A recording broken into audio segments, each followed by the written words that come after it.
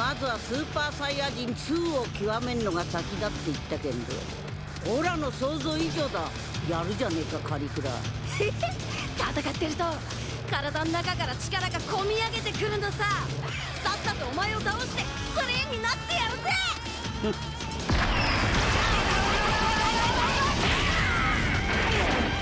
まだまだオラのパワーこんなもんじゃねえぞ。